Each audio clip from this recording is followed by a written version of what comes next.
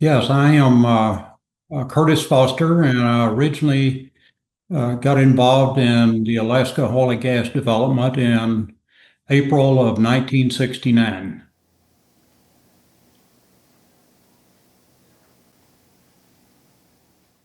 All right, yes, a little bit of background. I graduated from Texas Tech in uh, August of 67, and then joined ARCO, and then ultimately in the auditing department, which then they started sending me to Alaska a bunch from the Dallas office.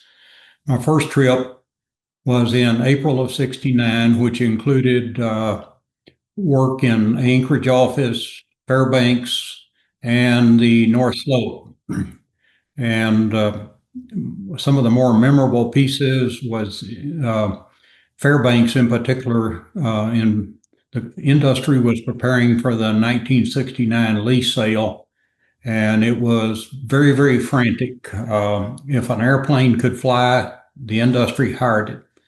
And so airplanes were constantly going in and out of Fairbanks, moving equipment and supplies to the North Slope.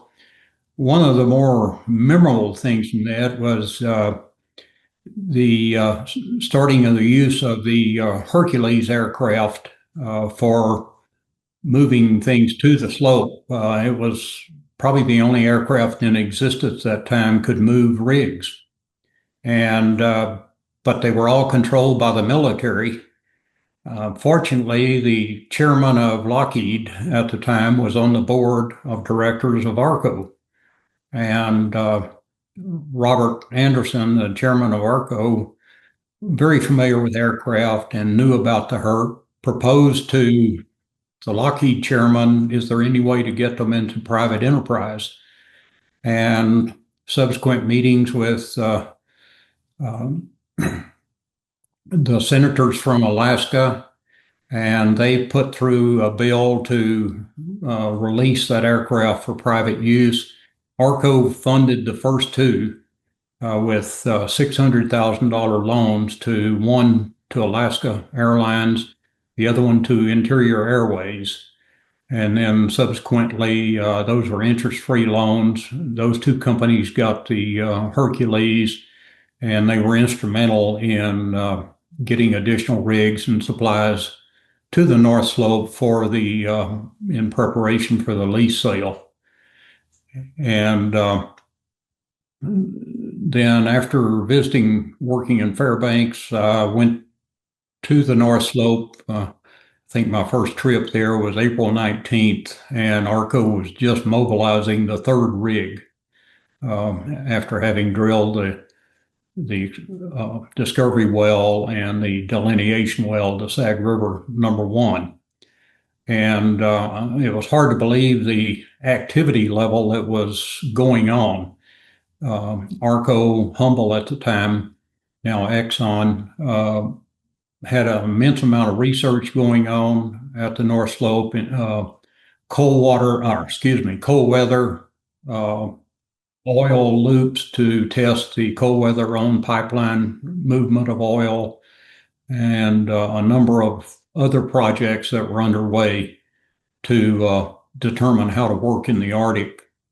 And during this period, the one of the key people at ARCO, Landon Kelly, working with management, convinced ARCO and Humble to put in a crude oil topping plant at Prudhoe to manufacture diesel. And that was started as soon as it could come on in 69. And another aside to that is TAPS at the time, prior to Alyeska being formed, the three companies, ARCO, Humble, BP/Ohio, had a study group going in Houston, and engineering, field work, etc. And the decision was made to order the 48-inch pipe at that time in, I think it was actually 1968 in Houston.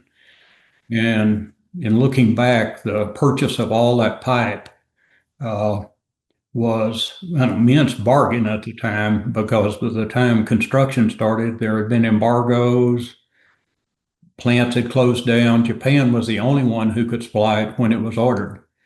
But in doing so, the first barge shipment of pipe to Prudhoe Bay, one of the barges sank not too far but from Prudhoe back towards Barrow, and they were reluctant to use the 48-inch pipe that had been down in the seawater.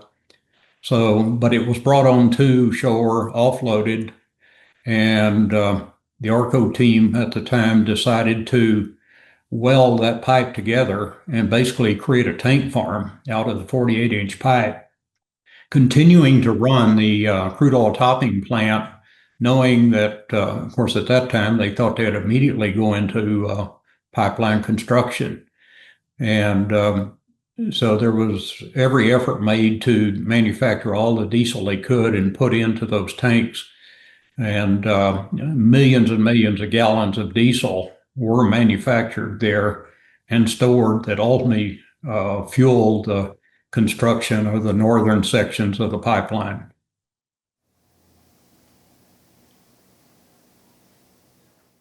Right. In that period prior to the pipeline project being shut down, TAPS at the time went ahead and did contracts to build a permanent road from Livengood to the Yukon River.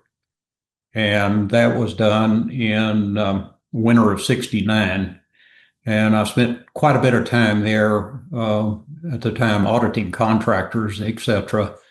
And it was also a pioneering effort of how to construct in permafrost, because there's an immense amount of permafrost in that section. And the big Caterpillar rippers were helpless at some time of trying to penetrate the permafrost.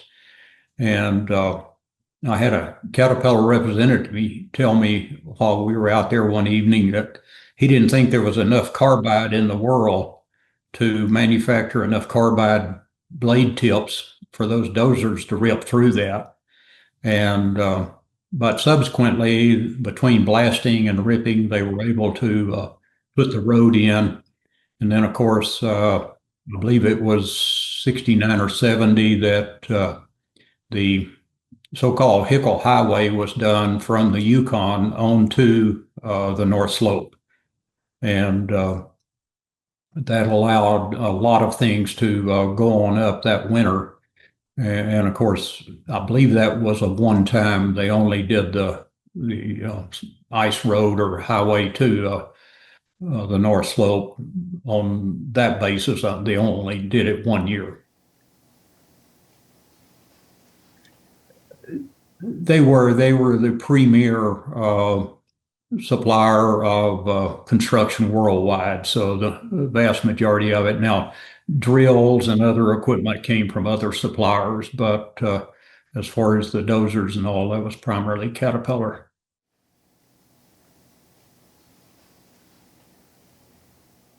That was primarily continuing to do support of ARCO's ongoing drilling and operations at the North Slope, still in preparation of ultimate production, and also dealing with the TAPS shutdown that was part of the effort out of Washington that shut the project down for until 1975. So a lot of effort went in because there were, I couldn't remember how many contracts were in place in anticipation of continued construction. But, overnight, the orders came down, shut it down, go audit those, work settlements with those contractors. And we don't know how long it may be. One of them in particular that they had funded was a spread of construction equipment, dozers, graders, trucks, etc., that was done by Wagley Construction and moved to Tule over, I'll use the term Hickle Highway, during that winter.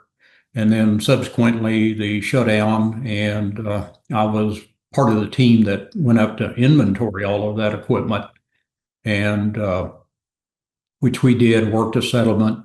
Wagley at the time had been bought by McDermott Corporation out of New Orleans, a very, very large worldwide oil and gas construction company, as they anticipated getting involved. And but we were able to work a settlement, and then that equipment was mothballed and was there then when construction did commence in '75.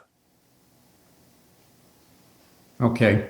I was facing a transfer to Los Angeles, loved the Alaskan operation, the people. So I had only been married a few months, but we decided to volunteer to go on a loan basis to Alyeska. Alyeska, of course, had been formed as a company to construct and operate the pipeline.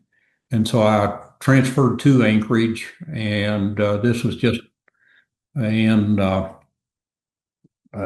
early 1975. Construction was just commencing. You talk about chaos. It was the Alyeska was operations. They were commencing construction. They were putting organizations together. They were putting systems in place. And it was not necessarily the most cohesive operation in the world. As you can imagine, going from a very few workers to 20,000 construction workers spread over 800 miles. And with, what do I remember, 29 camps, I believe, and 20,000 plus workers. And so I spent quite a bit of time in Anchorage as well as out on the pipeline. I was titled internal control specialist, and that's principally what we were working on. And some of the remembrances of that were of course, it was a very technical oriented project, engineering, geotechnical, welding, all those aspects of it. And then the business side, they kind of let come in after that. And Boeing was contracted to provide the systems support, IT support. And they did. They provided things off the shelf. Unfortunately, the field side of the system was a different language than the administrative business side. They didn't talk to each other. And so the amount of manual effort to match up this piece of information from the field to ultimately getting vendors and contractors paid was a very, very labor-intensive process. And naturally, it got way behind schedule in getting payments made to all those hundreds of contractors and things. And I don't remember the date, but somewhere in the probably the summer, it was referred to as Black Friday. The TV stations and media got wind of all these invoices that had not been paid by Alyeska, and they would show stacks of invoices that contractor X or Y had, but had not been paid, and for the most part, it was realistic. They had not been paid because of this manual matching requirement. And Alyeska management said, basically, if it looks like an invoice, pay it. And it was thousands and thousands of checks issued in a very, very short time. And I must say, not all of them were real. And but it did get the pressure off. Contractors continued working and all, and over time, even though it cost a whole bunch of money, I think $8 billion, as opposed to the initial budget that was put together in Houston back when the three companies started in '68, I believe it was $180 million. So it grew a few times in size, but the another thing I remember about the pipeline construction was, and you got to think of the environment of how quickly they had to hit the field and accomplish this is the fact that there were areas they had anticipated burying pipe hit permafrost. They had to elevate it. And the uh, sound decisions that were made on site to adapt to those changing conditions was second to none. And we tend to forget the human ingenuity when they're challenged. And it was a phenomenal project. And particularly if you think about all of the field changes and field decisions that had to be made, as well as dealing with many, many different unions, many different backgrounds of management, because we had contractors managing. We had, I believe, 8 companies who had provided loaner people like myself. And we, let's say, ARCO didn't necessarily manage in the same philosophy as Humboldt or Exxon. And so you would get these intertwined management decisions as it was going forward. But in spite of that, the can-do attitude, it was accomplished, pretty much on schedule. To me, it was a very safe operation when you consider the elements that were being worked in. And the accidents that I remember occurring, while there were very, very few, could all be traced back to human error. Dumb, I guess is the right way to put it, unfortunately, but those are costly. And then another aspect of the construction was the Valdez terminal, which was done by Fluor. And it reminded, I don't have a correlation of how intense it was, but if you consider that it was seeming like something under 1,000 acres, but it was on a slope. And if you look at the terminal today, it's in, I believe, 3 levels or 3 benches. And during that construction, they had over 3,000 people and over 300 pieces of equipment working in that less than 1,000 acres. And there literally were traffic cops at every little point of the roads there. Okay, you go here and you go here. So, and it was done in a very, very safe manner. And to me, Fluor was should be highly commended for their efforts there. Okay, originally it was to be a 1/3 each of ARCO, Humble/Exxon, and so Howe was the initial one, but then they became part of BP, and so it was really ARCO, Exxon, BP, 1/3 each. And then later on, they started dividing the interest up pretty much along the lines of the ownership of the Prudhoe Bay unit after it was defined and unitized. And so it brought in companies like Union Oil, Phillips, Mobil, can't remember. I believe Hunt Oil even had a very small percentage. So that ultimately they ended up sharing in the expenses and ownership of Alyeska. And the majority of them did loan people to Alyeska for the construction. Ed Patton, yes, Ed did come in. And then also one of the presidents was Glenn Simpson, who came over from the ARCO Anchorage office after the Pump Station 8 explosion and shortly after pipeline startup. And matter of fact, I had taken vacation right after we started up Prudhoe with my parents, and we went by Pump 8 just a few hours before it exploded. And still remember. Yeah, but Glenn I had the pleasure of working with Glenn a number of different times over my career, and Glenn Simpson, and he definitely brings safety uh, to the environment that he oversees. And he came into Alyeska, refocused on safety, and of course got Pump 8 being rebuilt and all, and then pipeline restarted. But Glenn was instrumental in uh,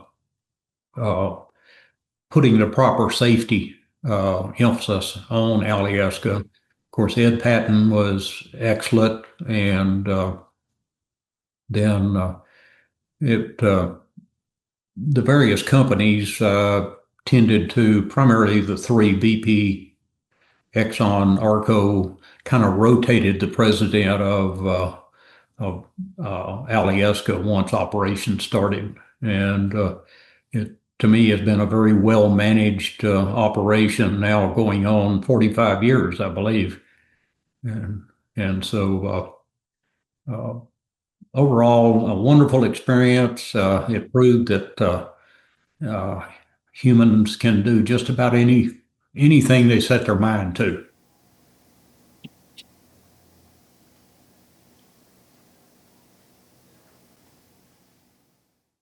Oh yeah, uh, 75 sea lift was a time I was wrapping up my work at Alyeska and then transitioning back to ARCO at Prudhoe.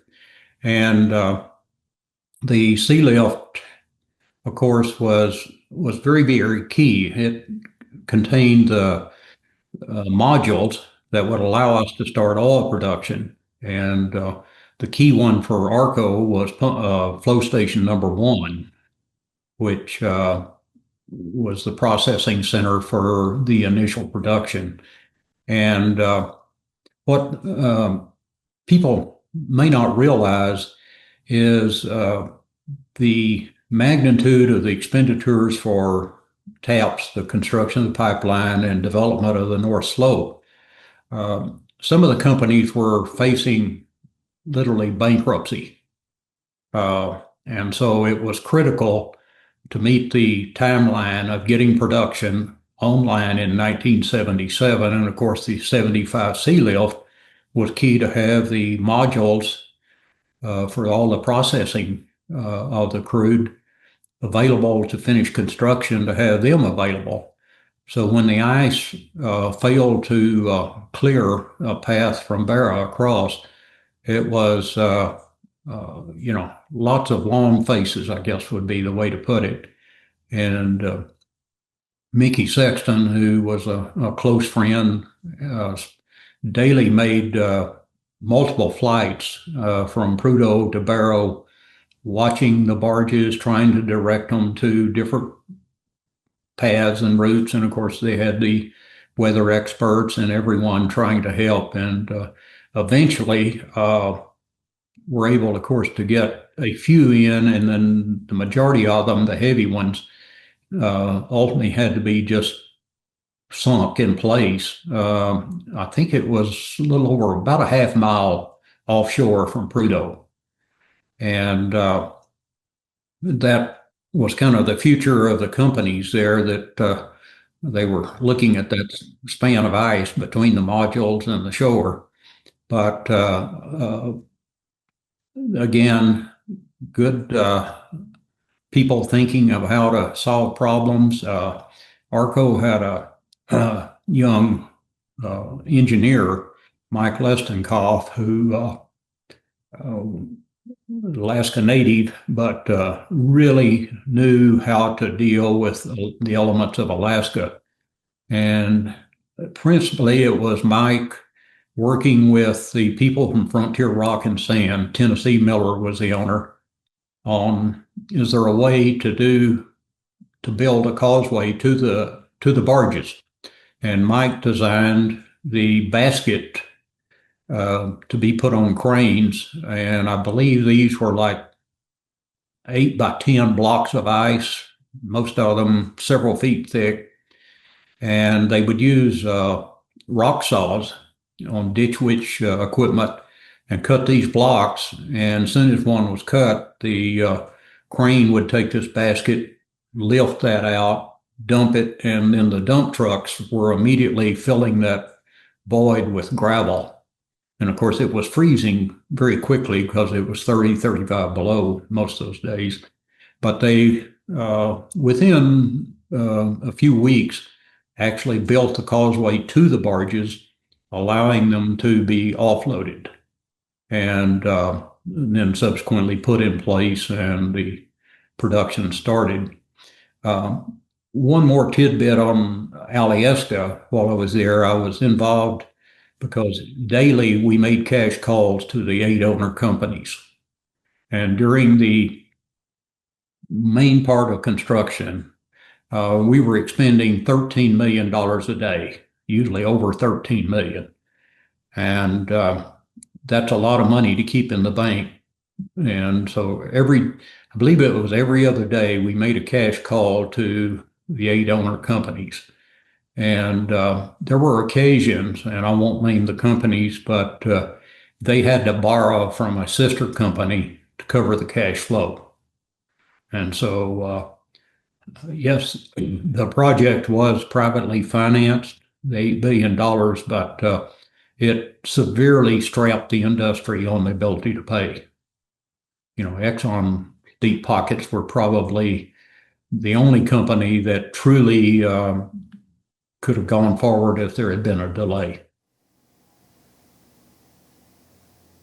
Okay, then I returned to ARCO and was assigned to Prudhoe in charge of materials and a few other things like base camp operations and things of that nature, but focusing on the materials because we were within just months of startup. And unfortunately, the long-range planning, they hadn't really provided for a materials organization or facilities. We had a used welding shop that was about 50 by 50, and that was the warehouse for a multi-million-dollar operation. And go back to Landon Kelly, who was kind of the spirit of Prudhoe Bay. And he and I talked, and we basically agreed that in the situation we were in, there was no way that we could adequately support the operations and drilling with the materials organization we had. And so worked on some task forces with some very key people, and again, with the blessing, I believe, of Glenn Simpson. And we revamped the organization, started an immense recruiting, staffing plan. And I remember pouring a concrete floor in a metal building in the middle of January at 50 below. And but again, we did it and got the facilities and were able to then start properly stocking and cataloging, inventorying the supplies, and particularly the spare parts that had been identified that were needed for the equipment. And so we were able to meet startup and keep it flowing. There was very few times that we ever had lose production because of a lack of material. And of course, by then we were probably supporting 7 or 8 rigs and the amount of casing, etc. And at that time, we were very dependent on the barge shipments. And so you would get basically a year's worth of casing, weld heads, and things at one time, and then had to keep maintain them for the year. With the haul road being finished as part of the pipeline construction, the entire logistics thing of Alaska changed, as well as the North Slope. And one of the things that we did shortly after that was install a facility in Anchorage. We termed it the Anchorage Freight Terminal, to receive and consolidate all the shipments that were going on to the slope. And very, very pleased with what we were able to accomplish there. And one of the fellows that managed that told me that every month during those periods, we were shipping more tonnage to the North Slope than the entire Berlin airlift of World War II. Very, very memorable, but, and of course, I like to remember too, we cut the price of shipment of a pound of goods by 50% during that period. And it was also a period of learning, adapting. The project labor agreement that was in place during the pipeline construction dictated that everything had to be done union, all of our construction on the North Slope as well as the pipeline.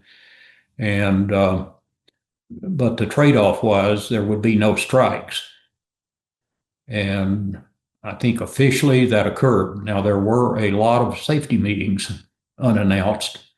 And then Alyeska management, the contractor management, would have to get involved and make decisions of how to get them back to work after these short so-called safety meetings.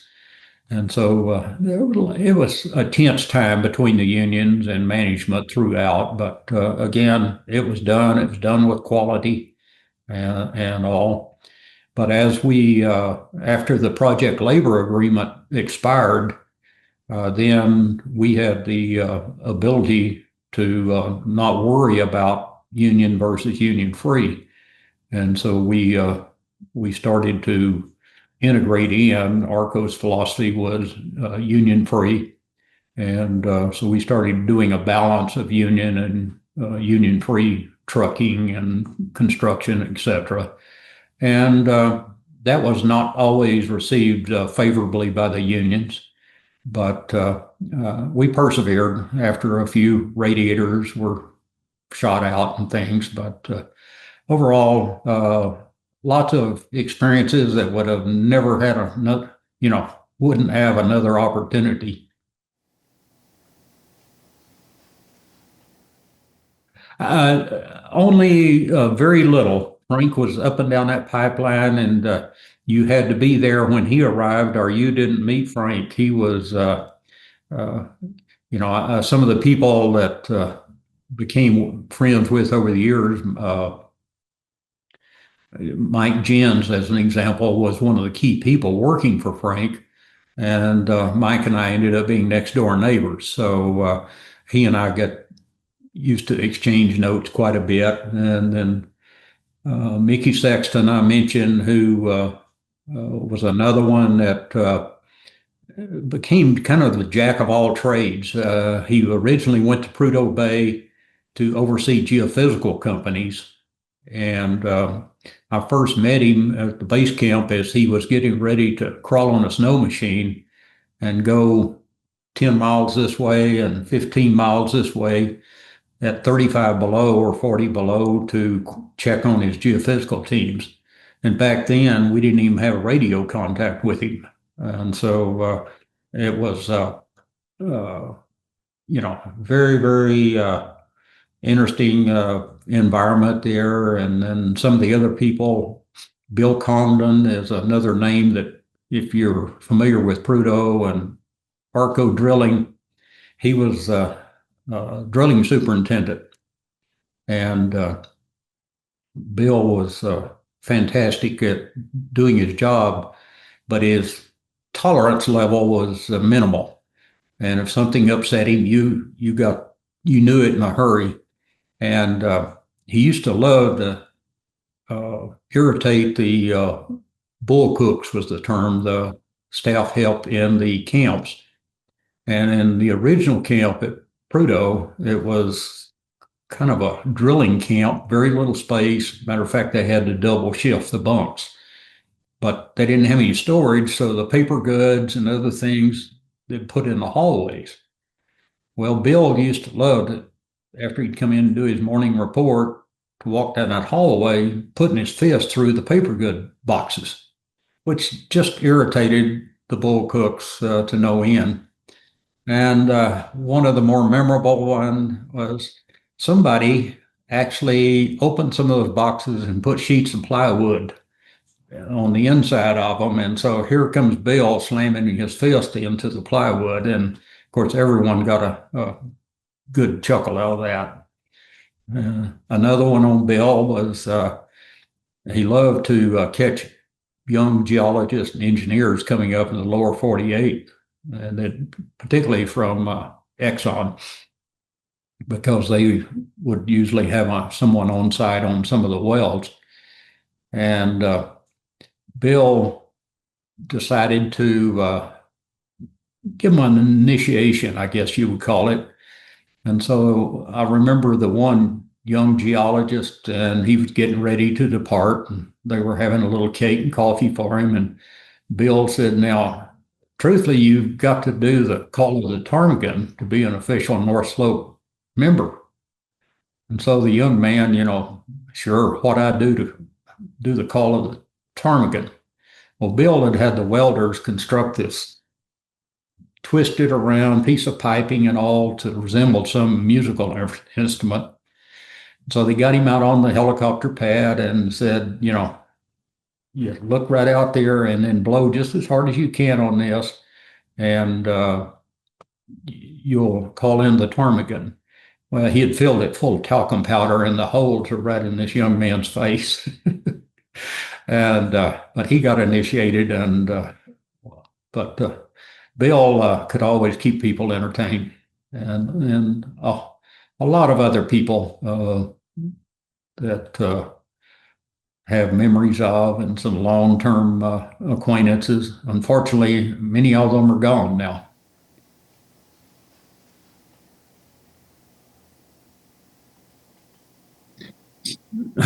Yes. When I guess that was 78, 79. And, and I had storage yards, various places around for casing and all, and started becoming evident that we also had scrap piles developing, where people, there's always a natural tendency, well, I might need it tomorrow, so let's keep it. And so if there was a corner of a pad, it got kept. Well, those things just grow and grow. And you could tell it was going to be an issue at some point. And so one day I called Ben Odom, our field manager, and who was the field manager at startup of Prudhoe Bay, and got him in the truck and asked him to take a ride with me. So I drove him around the slope somewhere in places that field managers don't normally see. And he agreed, something needs to be done. And I had a fellow working for me, Bill Earl, and I said, Ben, let me put Bill Earl in charge of surplus and scrap. And we did. And he worked with Crowley Maritime and found a vendor in Tacoma that would take all the steel scrap. And so Bill did a fantastic job that year of early spring and summer of getting the contractors. What we agreed to do is ARCO would pay any backhaul charges to Crowley for use of the barges, things of that nature. And then we'd just sell the scrap on the other end. And if there were any proceeds, that was donated to the Alliance. So Bill found all sorts of innovative ways to handle material scrap at the time. And lots and lots of old school buses had accumulated on the slope because the contractors didn't really have a way of getting rid of their worn out vehicles.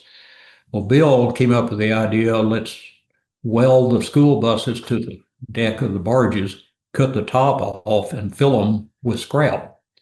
And it worked tremendously well. And it seemed to me like something in the neighborhood of 8,000 tons he was able to accumulate that first year. And so it went on then and continued. And I think that was the precursor for the Alliance's development of the environmental conservation group up there. The other item that I was involved in, for construction purposes, we had a huge gravel pit called the Oxbow that was in, I believe, the corner of the Putt River. And, it ultimately, I think the remediation, the permits, you fill it back in or find alternate uses. And discussion one day, it came up, how about starting a landfill at the Oxbow? And again, with Ben Odom, we went to Barra, met with the borough leaders, and proposed the idea of letting the North Slope Borough establish the utility system that would then handle the landfill. And while it was tough, having to pay per tonnage fee then to get rid of things, I think it worked out very well. It was a great thing for the borough to set up operations, employ more of their own people. And then ultimately, I think they added to it with incinerator and liquid waste disposal and things. And so it became a key part of North Slope operations.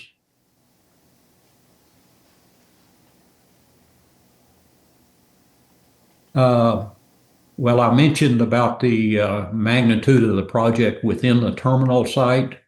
The other one that was very memorable was the coming off of Thompson Pass with the pipeline, the construction, and that you've got this huge drop down into the Valdez terminal area coming off of Thompson Pass.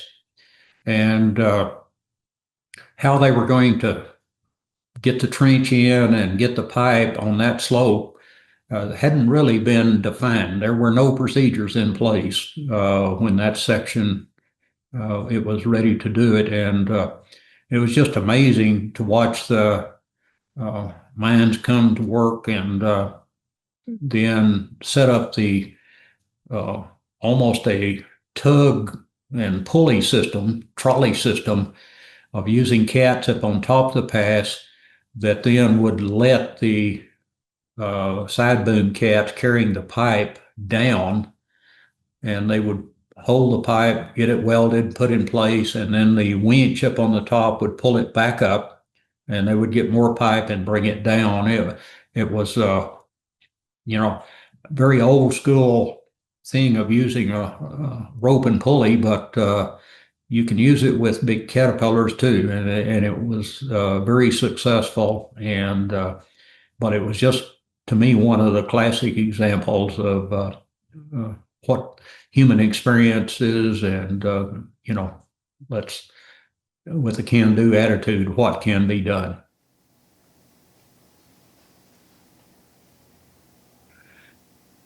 Well, of course, the field was reaching maturity, and it was a lot of refinement. One of the things that changed under my responsibilities and with ARCO was our purchasing support. The people that actually wrote the big purchase orders for equipment had always been in Dallas. And that presented some problems over time. And again, I think with Ben Odom's leadership, when I went back to Alaska in the mid 80s, he said, come in and establish an Alaska purchasing organization, which we did. And we had very good cooperation out of the people in Dallas to assist in that. They agreed it was time. And so we were able to put it in place and could cut through a lot of just time difference, things like that, to put in contracts and supply agreements that really fit our needs, where we used vendors to do a lot more of the design, the packaging for appropriate things. And then the other thing we did was establish a true transportation department, because we were no longer so dependent on barges, and between air cargo, water freight barges and ships and things, Anchorage became the hub for us at ARCO.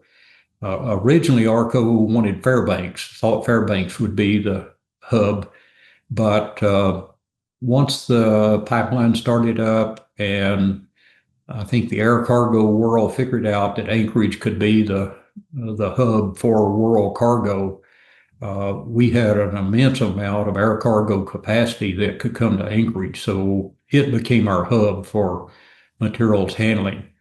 And so with good transportation people, we were able to establish contracts with FedEx, Western Airlines, a number of others at very competitive rates, work through shipments. So transportation is one of the elements that gets overlooked a lot in managing cost. And I think we were very effective in doing that. And then ultimately adding in the contracting side to those responsibilities. And we were able to do contracts with our support contractors and set it up to where we could make local decisions. We had pricing guaranteed and things like that. It just became much more efficient. And one of the elements I remember that is it was time to do an update to our antiquated material system that we had had since startup. And so we took it on with our IT people and put together a team. And as many people said, it's the first time they've ever seen an IT system that was on schedule and on budget. And we did that. So some very good memories up there, and still maintain some very good contacts. And so that was good. And one other thing, between my going back up the second time to Prudhoe, I had Kuparic was in its very conceptual stages. Again, Landon Kelly had moved over to Kuparic to head up that project. And he was very adamant that it was a thing that the company needed to do. It had lots of potential, but everyone thought the more shallow oil, less viscous, that it couldn't be produced economically. And so we did a little bit of drilling and continued drilling enough and tried producing various techniques and continued to refine it. And finally, Landon came up with this package that we all contributed to, that it was he could produce Kuparic on a break-even economics.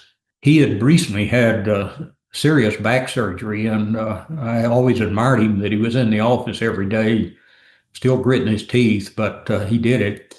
And he crawled on the airplane to go present the case to the management and board in Los Angeles, and presented, and they were still very hesitant. They weren't seeing the 15% rate of return that the company demanded. And he happened to have a video of one of the executives, I believe it was Mo Benson, the executive vice president, testifying to Congress at a committee hearing that with the probably the 79 oil embargo, and had created it. And Mr. Benson had commented that ARCO would help the nation out if they found a prospect that they had break even, they would produce it. And so Landon showed that at the appropriate time and challenged the board, and they had to live up to their commitments. And so the first phase of Kuparic was designed, put in, and it came on like gangbusters. And I think it became the second largest field in North America. And with ARCO's higher ownership in it than Prudhoe, I think they actually made more money out of Kuparic than they did Prudhoe.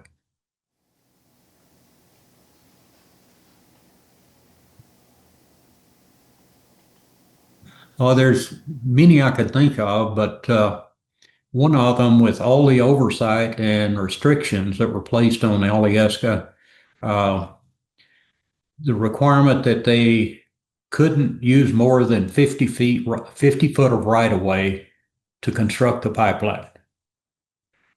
And so the amount of work that was done in a 50-foot spread, some of it on ice roads, some of it on gravel pad, was just unbelievable. That the surveyors would line it out. Here's the 50 feet. You can't vary, and so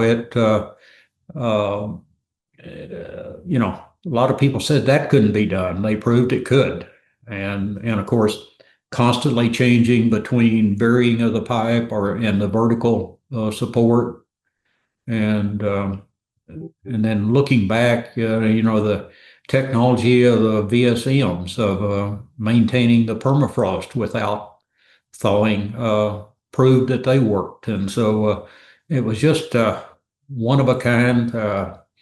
Can do. Didn't come without challenges, and no, just thinking back, once in a lifetime project, and it can be done. And I'm sure I'll think of 100 other stories when we finish, but and I think back of other people that were able to interface with Lyndon, Jim Jansen, Dave Hagen, were able to, they were the key people that we utilized for the Anchorage Freight Terminal. They helped us establish shipping of methanol to the North Slope, because every time you have to freeze protect up there, you've got to use methanol. And so handling it in tank car loads and all, they were instrumental in helping us work programs for that, and other chemicals that were used up there safely and everything.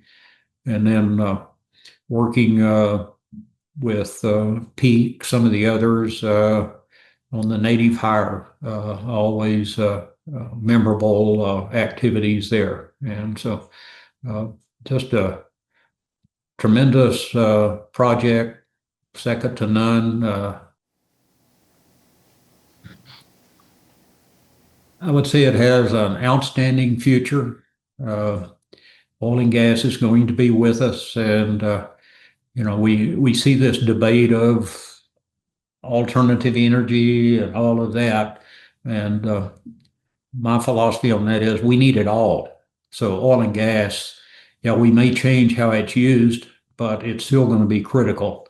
And of course, with the rebound we're seeing in the United States, there are lots and lots of opportunities to have a career here or internationally. Some of the prospects around the world right now, particularly off of the African continent and some of the others, if you like adventure and can do and all, it's something that would be very, very beneficial.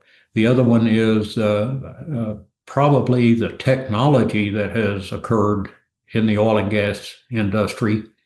To me, is just amazing when I see a drilling rig today versus what we started with at Prudhoe, and we set the standards at Prudhoe for years and years.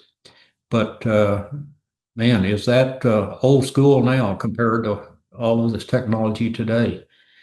And so it's very, very good, and I would encourage people to think of it. And I talk about Prudhoe Bay and the technology that we had up there. After my son graduated from Texas Tech, he got involved with Chevron on their deepwater projects in the Gulf of Mexico. So I had the opportunity to kind of track that and see some of the equipment.